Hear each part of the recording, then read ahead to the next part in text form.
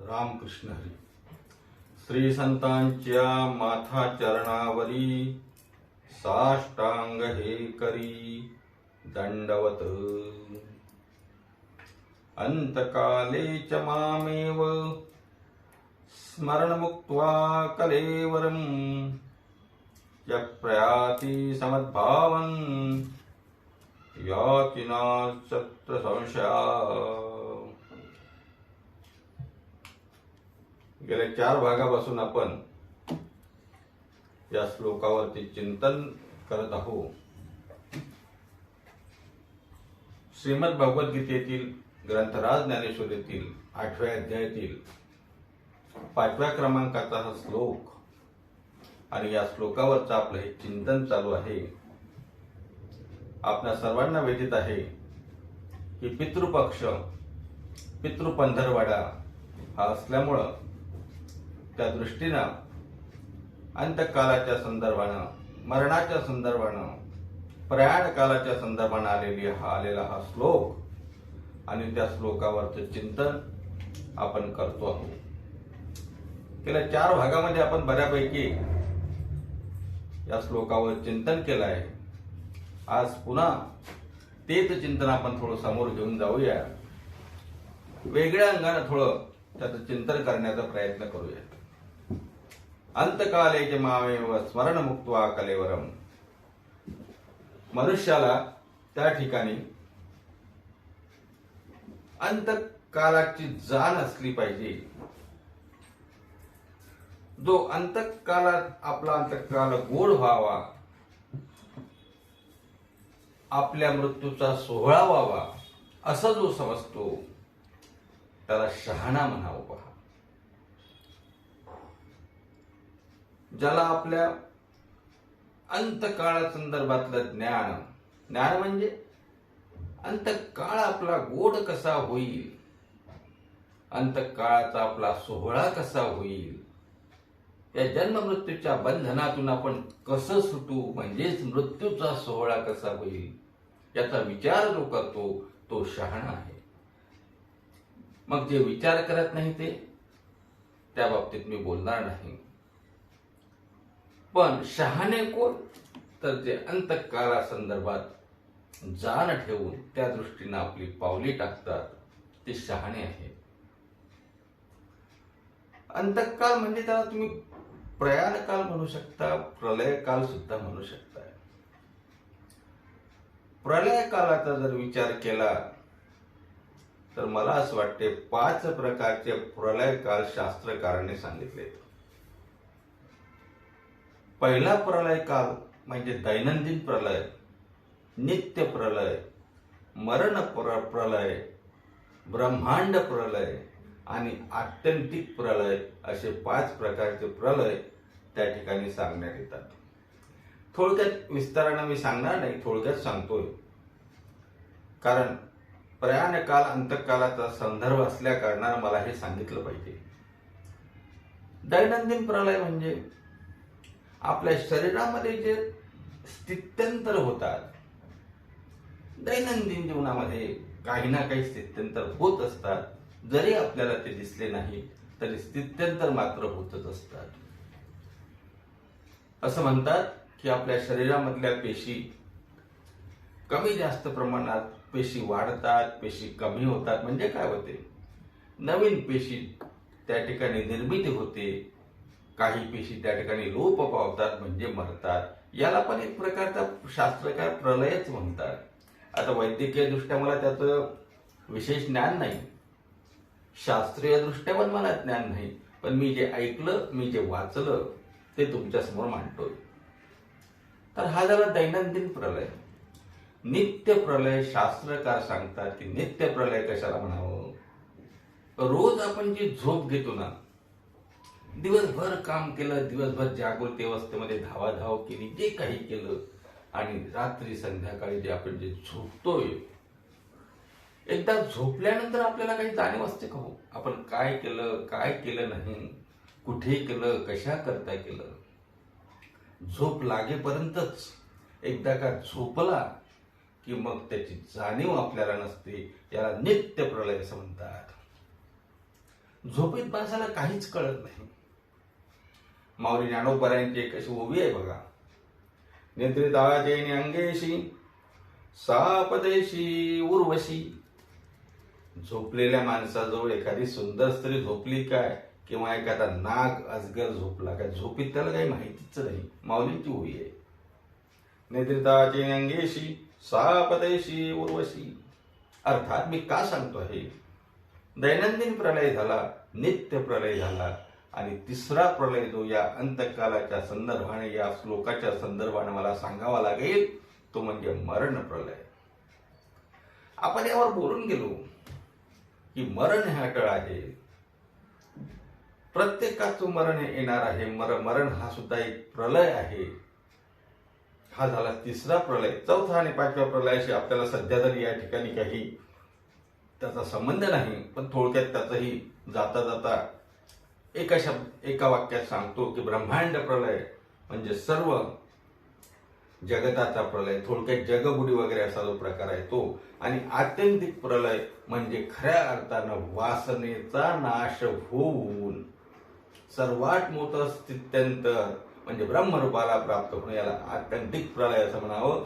या पाचही प्रलयापैकी मला जो या ठिकाणचा प्रलय आज आपल्याला या संबंधाला जो घ्यायचा आहे तो आहे मरण प्रलय. माणसाला त्या ठिकाणी सर्व टाकून, हे शरीर टाकून जे जावं लागतं त्याला मरण प्रलय असं म्हणतात. म्हणजे काहीच नेता येत नाही का हो, काहीच नेता येत. एक जुने कीर्तनकार एक गोष्ट सांगायचे बघा. सिकंदर म्हणून एक बादशाह होऊन गेला, आणि या सिकंदर हा जो बादशाह आहे ना, या बादशाहाने सर्वत्र विजय मिळवला, सर्व राज्य त्या ठिकाणी पादाक्रांत केली, अनेक राज्यावरती विजय मिळवला, आणि आता काही कशावरही विजय मिळवण्याचं बाकी नसताना हा राजा त्या ठिकाणी आपलं राज्य करत होता. असा हा सिकंदर राजा अनेक वर्ष राज्य चालू, अफाट सैन्य, अफाट पैसा, अफाट धन, आणि सर्वांवर विजय मिळाल्यानंतर सार्वभौम राजासारखा त्या ठिकाणी वागायला लागला. नव्हे तो झालाच ना हो. सर्वांना त्याने पराजित केलं, आणि हा विजयी झालेला हा सिकंदर राजा आपलं राज्य चालवत होता. पण निसर्ग नियमाने आपण त्या दिवशी बोललो ना, कोणीही का असेना मृत्यू येणारच येणार. अंतकाळ जवळ आला बघा. सिकंदराने सांगितलं, माझी पूर्ण संपत्ती घ्या, काय औषधोपचार करायचा असेल तर करा, कुठला वैद्य आणायचा असेल, कुठलं औषध आणायचं असेल, कुठलीही जडीबुटी आणायची असेल ते आणा, पण मला वाचवा. शक्य आहे का हो? शक्य नाही. काळाची ही पुढील पुढी पडेल बा जेव्हा सांगता येत नाही हो. कधी, केव्हा, कुठे, तुम्ही कुठल्या अवस्थेत आहात हे ते बघत नसतो. आणि मग सिकंदराचा काळ जवळ आला, आणि सिकंदराच्याही लक्षात आलं की आता हे धन, पैसा, सैन्य, संपत्ती काहीही या कामी येणार नाही. म्हणून त्यांनी फक्त एक शेवटची इच्छा आपल्या प्रधानासमोर बोलून दाखवली की बाबा रे, माझं मरण आलं, आणि ज्या वेळेला माझी तुम्ही अंत्ययात्रा काढाल ना, त्यावेळेला एका हाताला माझं पूर्ण सैन्य ठेवा, आणि एका हाताला म्हणजे एका बाजूला पूर्ण सैन्य ठेवा, आणि दुसऱ्या बाजूला पूर्ण संपत्ती, धन, जड, हिरे, सोनं, पैसा, काय असेल ते सर्व संपत्ती एका बाजूला, आणि एका बाजूला सैन्य, असं ठेवून माझी अंत्ययात्रा काढा. झालं. काही दिवसातच सिकंदराचं त्या ठिकाणी निधन झालं, आणि मग ठरल्याप्रमाणे अंत्ययात्रा निघाली. एका बाजूला सैन्य, दुसऱ्या बाजूला संपत्ती. असं जात असताना त्या ठिकाणी एक गुरु शिष्याची जोडी समोरून येत होती. शिष्य गुरुला म्हणाले, गुरुदेव, सिकंदर एवढा श्रीमंत, पण मेल्यानंतर सुद्धा त्याची अभिमान गेला नाही. म्हणजे काय झालं शिष्या? म्हणजे तो अजूनही आपल्या संपत्तीचं आणि सैन्याचं प्रदर्शन करतोय, आणि दाखवतो की मी एवढा श्रीमंत आहे.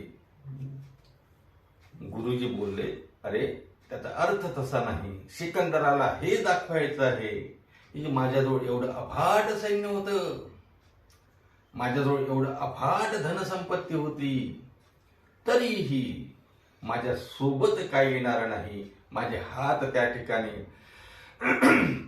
खाली आहेत. सिकंदराने आपले हात खाली ठेवायला सांगितले होते. ते हात त्यांनी खाली ठेवलेले होते. दोन्ही बाजूला त्या ठिकाणी संपत्ती होती. एका बाजूला सैन्य होतं, एका बाजूला संपत्ती होती. आणि त्यातून त्याला हे दिग्दर्शित करायचं होतं की अरे बाबा, काही जरी असलं तरी अंतकाळी आपल्या सोबत काही येत नाही. सैन्य धनसंपत्ती जाऊ द्या हो, पण ज्या शरीरावर तुम्ही आम्ही एवढं प्रेम करतोय, या शरीराचा एवढा लाड चोचले आम्ही करतो.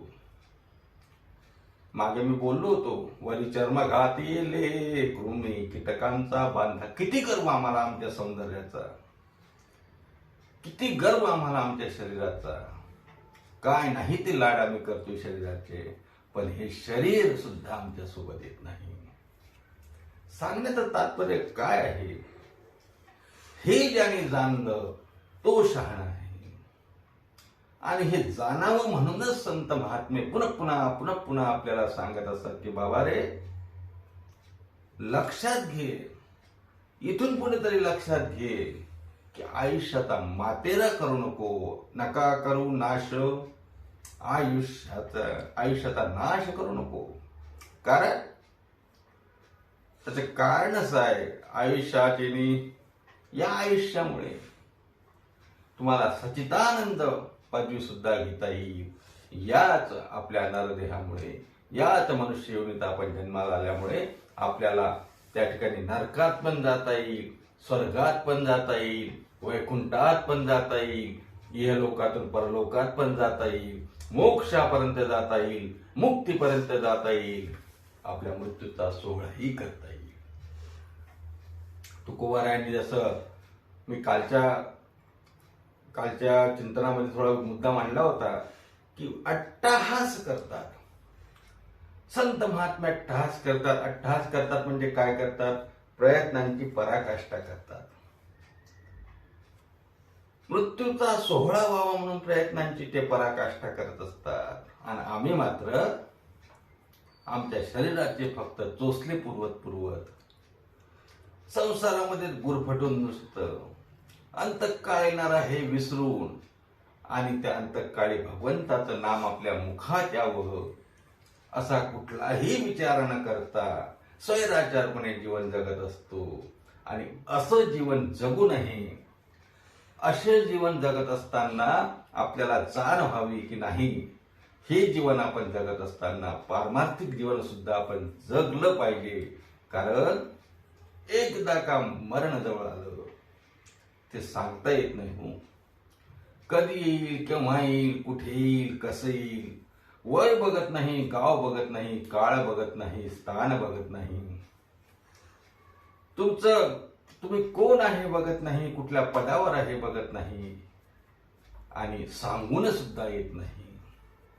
आपण काल 2 शंका उपस्थित केल्या होत्या की अंतकाळी भगवंताचं नाव घ्यायचं आहे तर आतापासून सुरुवात का? त्याचंही उत्तर यातच दडलं आहे की अंतकाळ कधी येईल हे आपल्याला माहिती नसते. आणि त्यामुळंच त्याची तारीख माहिती नसल्यामुळे आपल्याला कधीही अंतकाळ येऊ शकतो. म्हणून देवाचं भजन केलं पाहिजे. हाही त्यातला एक भाव आहे. अनेक भाव आहेत. अनेक विषयावर आपण चिंतन अगोदरही केलं. आज सुद्धा आपण हे चिंतन करत असताना अंतकाले मामेव स्मरण मुक्त्वा कलेवरम, म्हणजे भगवंताचं स्मरण करावं, नित्य स्मरण करावं. आणि नित्य स्मरण जर केलं तर मृत्यूसमयी सुद्धा आपल्याला भगवंताचं स्मरण होईल. आणि भगवंताचं जर स्मरण झालं तर मग भगवान आपल्याला त्या ठिकाणी ग्वाही देतात. भगवान आपल्याला सांगतात की तुम्हाला काळजी करण्याचं कारण नाही. यत् प्रहाती समद्भावम याती नासत्र संशय घ्यायचं कारण नाही, शंका ठेवण्याचं कारण नाही. मी तुम्हाला त्यातून मुक्त करीन. तुकोबाराय आपला अनुभव सांगतात, नाथराय आपला अनुभव सांगतात, तुकोबाराय आपल्या अभंगातून सांगतात, नाथराय सांगतात, माऊली सांगतात की खऱ्या अर्थानं संसार गोड करायचा का संसार गोड होतच नसतो, संसार आनंदी होतच नसतो. आनंद, सुख, समाधान या गोष्टी संसारामध्ये नसतातच. ही काळ्या दगडावरची पांढरी रेख आहे. क्षणिक आनंद, क्षणिक सुख, क्षणिक समाधान, पण कायमस्वरूपी समाधान, कायमस्वरूपी आनंद हे संसारामध्ये शक्यच नाही. आणि मग कायमस्वरूपी आनंद, कायमस्वरूपी सुख, कायमस्वरूपी समाधान किंवा सुखाचा कायमस्वरूपी ठेवा कुठे असेल, तो फक्त आणि फक्त पारमार्थिक जीवनामध्ये आहे. तुकोबरायांच्या अनेकदा प्रमाणे मी सांगितले, सर्व सुख ल्यालो सर्व अलंकार, आनंदी निर्भर डुल्लत असे. नाही का? अशा प्रकारे समाधानाची भाषा किंवा संसार सुपल झाल्याची भाषा फक्त संतच करू शकतात. माऊलींच्या भाषेत बोलायचं झालं तर, आजी संसार सुफल झाला गे माई, आजी संसार सुफल झाला गे माई, देखेले पाये विठोबाची, देखेले पाये विठोबाची, तो मज भावा, तो मज भावा. का सांगतोय? संसार सुफल होणं किंवा संसार सुफल त्यांचाच होऊ शकतो जे नेहमी भगवंताचं चिंतन करतात. त्यांना जन्माची भीती नाही, त्यांना मृत्यूची भीती नाही. त्यांचा जन्माचाही सोहळा होतो, मृत्यूचाही सोहळा होतो. आणि हाच जन्म मृत्यूचा सोहळा सर्वांचा व्हावा यासाठी संत महात्मे आपल्याला मार्गदर्शन करतात, भक्ती मार्ग दाखवतात. आणि हे करत असताना स्पेसिफिक या श्लोकामध्ये भगवान अर्जुनाला सांगतात की अर्जुना, अंतकाले मामेव स्मरण मुक्त्वा कलेवरम. अंतकाली माझं स्मरण झालं पाहिजे. आणि अंतकाली स्मरण झालं पाहिजे असं जर वाटत असेल तर अंतकालाची वाट पाहण्यात अर्थ नाही, कारण त्याची डेट फिक्स नाही. परीक्षेची डेट फिक्स असते, इंटरव्ह्यूची डेट फिक्स असते, रेल्वे पकडायची आहे त्याचा टाइम फिक्स असतो, कुठल्याही गोष्टीचा टाइम ठरलेला असतो. परंतु मृत्यूचा टाइम ठरलेला नाही, वेळ ठरलेली नाही. म्हणूनच अंतकाळी चिंतन करू असं म्हणून हातावर हात देऊन त्या ठिकाणी बसता येणार नाही. तर ते चिंतन, ते नामस्मरण, भक्ती मार्गाला लागणं हे आत्तापासून सुरू केलं गेलं पाहिजे. आणि ते सुरू केल्यानंतर मग मात्र नक्कीच अंतकाले मामेव स्मरण मुक्त्वा कलेवरम त्या ठिकाणी आपल्याला स्मरण होऊ शकते. आज या श्लोकावरचं चिंतन तुर्तासा परिथेस थांबू. पुन्हा भेटूया उद्या पुढच्या भागात या श्लोकावर चिंतन करण्यासाठी. तोपर्यंत सर्वांना रामकृष्ण हरी. पुंडलिकवर जय विठ्ठल श्री ज्ञानदेव तुकाराम, दत्तात्रय जनार्दन श्री एकनाथ, माऊली ज्ञानेश्वर महाराज की जय.